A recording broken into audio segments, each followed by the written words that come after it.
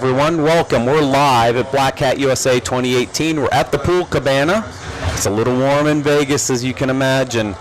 With me today is Bennett, SVP of Business Development from Irdeto, and Mark Hearn, Director of Business Development for Irdeto. So welcome, guys. Oh, thanks, Matt. Thanks for having us.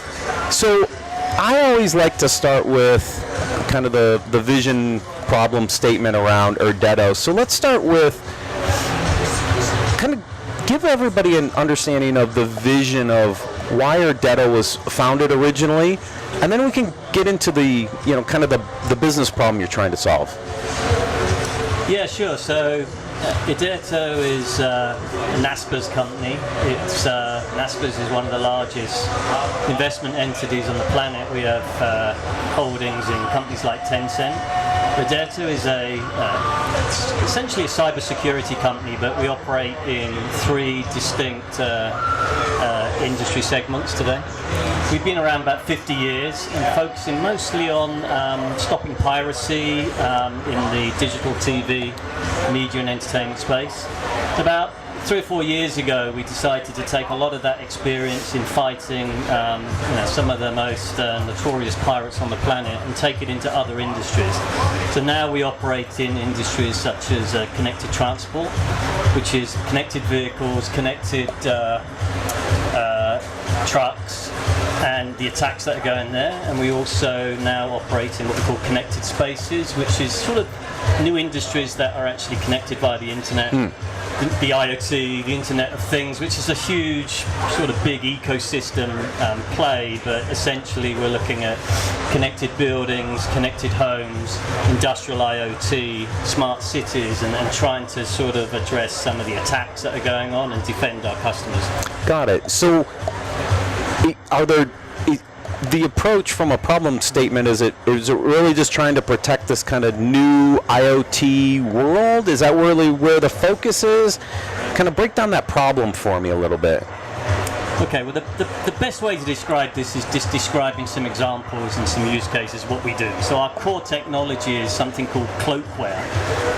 Think of cloaking your software or cloaking your data, protecting that key IP. So in the media and entertainment space, we started with digital TV, and basically we encrypt and decrypt digital TV signals. That's one use case of cloakware. Another one would be in the IoT services space. We just made an announcement recently with a Swedish company called Irdeto, and the idea there is the proliferation in home of new IoT services, or sort of think of it as new applications like home health, home security, local services, and we're protecting in that case the gateway, and then the applications that a consumer, you at home, can actually access to. Part of that offering is the company Irdeto will provide sensors, and then the data will protect those apps, protect that gateway. So if your mother's at home, and my mother's 90, and you want to be able to monitor that, you can monitor normal activity in the home. If your mother doesn't make a cup of tea in the morning, you can monitor that abnormal activity. That abnormal activity could be her behavior, or it could be some activity that's hacking or someone breaking into the gateway. Got it. So there's a couple of use cases in media and entertainment. In the connected transport, we protect the applications, that the whole proliferation of new mobile apps, that car to app, such as unlocking your car door. Right. But then also doing much more than that. We have a product called Keystone, which is based on our cloakware technology, that actually allows you to provide credentials and extend policy. Like if I wanted to give my car to my son for a certain amount of time and then limit how far he goes and how fast he drives, I can do that now with. So I think, another simple way of looking at it is to think of getting rid of your wallet and your key fob and just having your mobile phone to do everything. Open your car, do things with your car, purchase stuff with your car. So I needed that solution when my daughter took my car up to Fort Collins. We all do. And then totaled it, by the way. It's pretty simple stuff, but when you have a connected vehicle, being able to protect not just the apps, but inside the vehicle. Right. The cloakware provides what we call deep layer security. So if it does get hacked, then we can provide certain levels of security, and I won't go into it here, but it basically causes the hacker enough effort to him to warrant and move elsewhere. So are you embedded into the IoT devices themselves? Do you sit passively and monitor the IoT devices? Give me an idea. How does this kind of come together? Cool. So basically, the beauty of the cloakware technology is that it's integrated right into the software itself that makes these devices so powerful. So that could be any type of device. It could be on the mobile app, what have you. Wherever there's software, there's going to be the ability for a hacker to reverse engineer it and try and find the secrets. And that's what we stop. So the beauty of this is that it could be a security requirement around the safety of something in a critical smart building application, as an example, or it could be a algorithm that is the crown jewels of a company. It had previously been in a protected hardware environment that was not connected. Now they're pulling it out onto a PC to have a digital twin, and that intellectual property is fully exposed and could be stolen, right? So the cloakware technology being so tightly integrated into the software makes it incredibly difficult for it to be separated and pulled out. They can't actually remove the security without actually killing the thing they're trying to steal. So is it source code, binaries? How does it? Yeah. Okay. A combination, all of the above. Yeah, that's right. Because basically, what we do is what we call a defense in depth, right? And the cloakware technology itself has been around for about 20 years. We don't really have our name out there much because our clients don't like their names to be spread around. But we're currently have protected over 5 billion apps and devices worldwide. In fact, there's probably a couple of dozen in this room as we speak. It's very well deployed, but it starts with how do we create all of those different layers. And the defense in depth starts at the source code layer, taking the original source code and mathematically transforming it into something based on a random seed. And you can't get back to the original logic. Got it. Okay. So you can't reverse engineer it in that particular case because you can't kind of pull the... Yeah. That's right. But then on the binary side, we also do things like stop a debugger from being attached to the system. We do code signing to detect if there's been any type of tamper. We immediately catch it.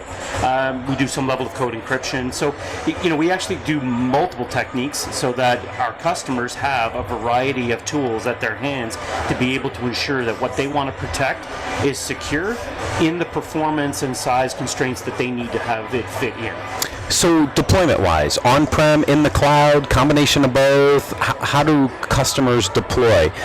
Obviously, this cloakware technology embedded in the code, either source code, binary, communicates back somehow to bring all this data together. That's right. Where is that? So I mean, in theory, it could go wherever there's software written. But I think where the real sweet spot for us is out on that edge of the networks, where the devices maybe are more likely to get into the hands of the hackers and so on. There's a lot of fantastic cloud security solutions out there already today, and so we don't need to get into that. We actually have a really strong area that we provide a lot of value, and it's out on those edge devices, the gateways, where you want to be able to trust that the data that's coming up is in fact what you expect it to be. Now that said, the technology can sit there in a mode where it's fully protected without any connection, but if it does have connectivity, there's ways in which data can be fed up into an analytics engine, and that provides some type of preview into potential hacking attempts. And we have some partners in a couple of IoT platform vendors where we are providing that data up to them, and it gives a more robust solution to their side. Plus, we get to have the security on the devices. Got it. So by being in the software, I'm hoping, as we think about the future of technology, as we move to containerization, we move to serverless, we move to all these environments, you're kind of moving with wherever the app's going, you're there. You don't have those kind of underlying interdependencies that some of these other approaches might. Yeah, well, I think one of the key assets of cloakware is the renewability. So if you've got a connected device, something's not always connected. So we provide, just think of a device being shipped, I'm not going to name countries, but lot of trend where companies want to ship their product to countries and they need to protect their secret source, their IP. So cloakware will be able to provide, there's no such thing as perfect security, but a level of encryption, a level of protection that makes that difficult. And we're seeing actually that trend more and more, where I come from Silicon Valley, and a lot of the startups, they literally survive on their secret source, their software, and they don't want that. They certainly don't want it in source code form, but even in binary form, it's still relatively straightforward to reverse engineer. So there's a trend for a lot of big companies, and now even the startups, to start protecting, and that's what cloakware can do. It can give them that, even if it's not connected, it makes the hacker's life difficult, even if they have the device in their hand. And our goal is to, pretty much on behalf of our clients, to say, can you move on to something a little bit softer? But this target's a little bit too difficult for us to have. Got it. I think this next question's for him. Customer, they make an investment, they buy Irdeto. What's that value proposition back to them? What value do they gain by leveraging cloakware and your solutions to kind of protect those applications? Well, in the digital TV media space, there's a lot of compliance where certain encryption standards is mandated, so we play to that. In the IoT space, it's still relatively early days. I mean, to be fair to a lot of the IoT device and application vendors, they're just trying to make money out of this. The safety critical aspect is going to be important, but we are seeing some customers deploying IoT are savvy enough to design it in from the start. Most are, and it's just because they need to monetize. I mean, I always give the example, the farmer in California who now has connected sensors for soil, and he collects data, and then he can get funding from the local Californian government if that soil is too dry. Well, that data is invaluable for him. Why would a hacker really go in and start hacking? So there's one example where maybe security, the data security is not that important, but move it into a health environment, a defense environment, an energy environment, or a banking environment, where some of our technology, like white box encryption, where you want another level of security that has a small overhead, and that's key to the overall CPU performance, because you don't want a big overhead. Then that becomes sort of apparent, where safety, regulatory issues, mission critical issues, or just sort of protecting money, protecting people's assets. It could be protection of money, protection of intellectual property, which drives money at the end of the day, if you're right, because that IP is important to your business.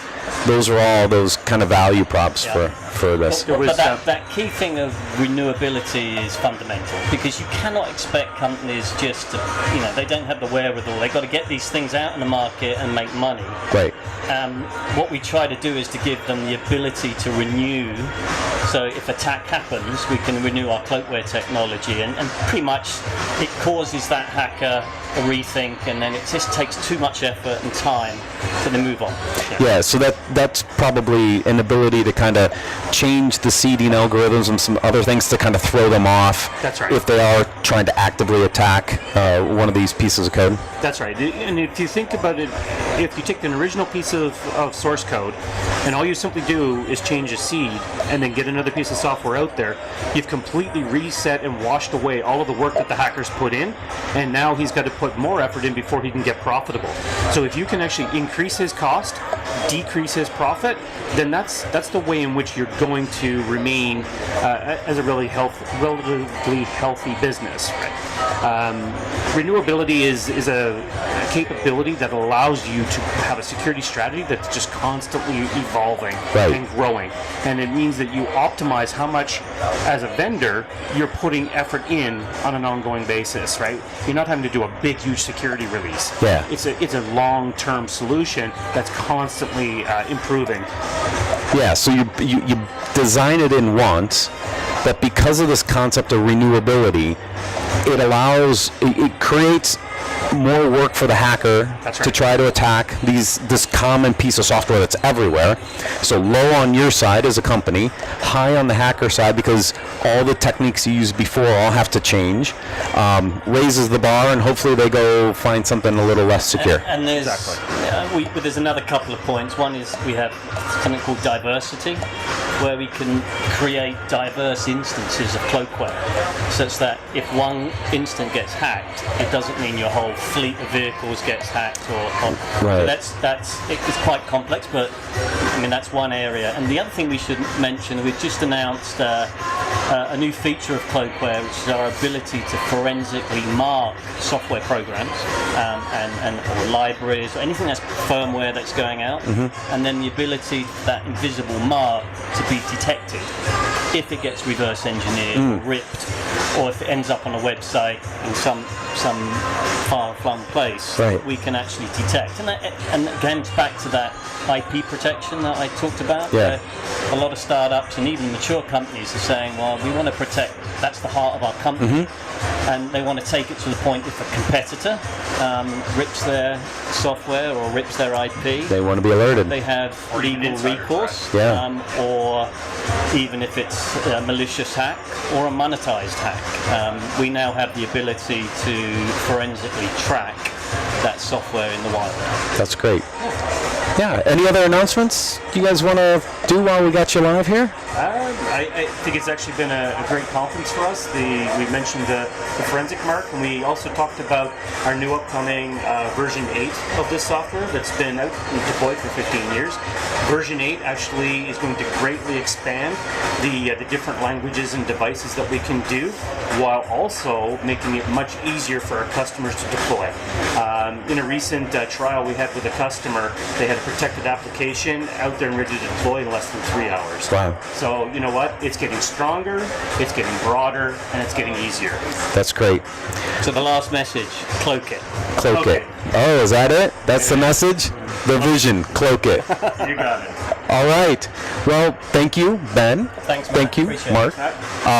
We had a great little discussion here with the Irdeto team. Hope everybody enjoys the rest of Black Hat. Over and out. Thanks. Bye.